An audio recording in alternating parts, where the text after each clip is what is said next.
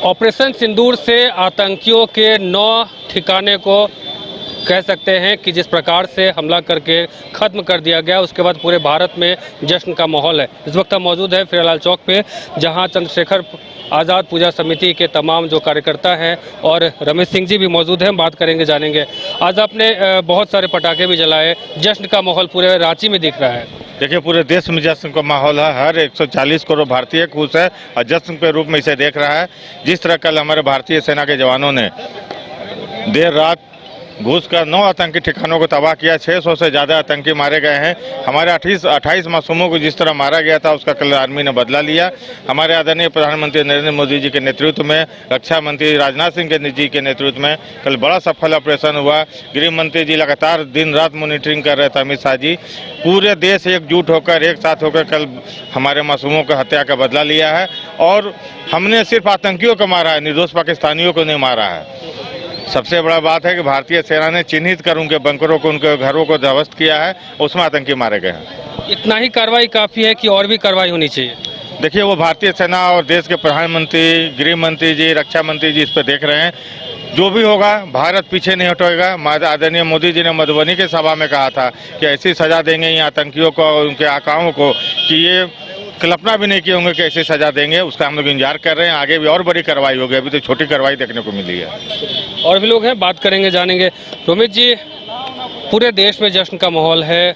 लगभग 9 से ज़्यादा आतंकी ठिकानों को ख़त्म कर दिया गया है और जिस प्रकार से कार्रवाई की गई है, क्या उससे तमाम जो रांची की जनता है वो संतुष्ट है?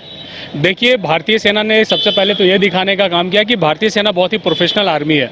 बहुत ही प्रिसाइज वे में इंडियन आर्मी ने एकदम पार्टिकुलर जहां आतंकवादी ठिकाने थे, सिर्फ उन पर हमला किया। साथ ही साथ पिछले बार हमारे वायुसेना ने, फिर एक बार हमारी थल सेना ने कार्रवाई की थी। इस बार भारतीय सेना के तीनों विंग्स एक साथ कोऑर्डिनेशन में आकर कार्रवाई करते हैं, तो ये दिखाने का भी काम कर रहा है, मैसेज देने का भी काम कर रहा है। करीब 71 के बाद पहली बार ऐसा हुआ कि भारतीय सेना अपनी सीमाओं को लांघकर पाकिस्तान के अंदर जाकर हमला करने का काम किया। पिछले बार हम लोगों ने पीओके पे अटैक किया था। इस बार हम लोगों ने आतंकवादियों को जो पाकिस्तान के टेरिटरी में थे उन पे अपना कार्रवाई किया। तो एक बड़ा ही कड़ा और सीधा सा संदेश पाकिस्तान को है।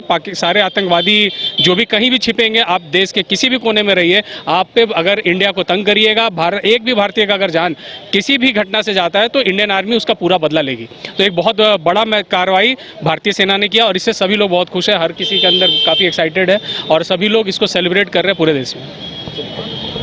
तो भारतीय सेना के जो कार्रवाई हुई है उससे तमाम जो लोग हैं काफ़ी संतुष्ट हैं। इनका कहना है कि आगे भी अगर पाकिस्तान हमारे ऊपर आंख दिखाती है, बुरी नज़र डालती है, तो हम उनके साथ यही करेंगे। तो फिरालाल चौक पे तमाम जो कार्यकर्ता थे आज जश्न मनाया है, मिठाई भी खिलाई एक दूसरे को। साथ ही अगर बात करें तो पटाखे भी जलाए हैं। लोगों का कहना है कि जिस प्रकार से प्रधानमंत्री मोदी के कह सकते हैं अगुवाई में जिस प्रकार से पाकिस्तान पर कार्रवाई की गई है, ऐसे में लोग काफ़ी संतुष्ट हैं। कहना है कि अगर अगली बार से फिर अगर पाकिस्तान कुछ ऐसी हरकतें करता है तो हम लोग उसका मुंह तोड़ जवाब देंगे।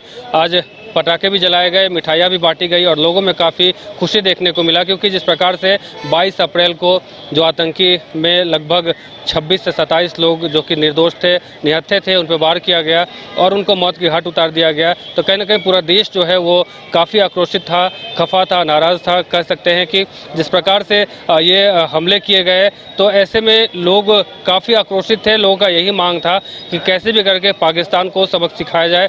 और ऐसे में देर रात यानी कि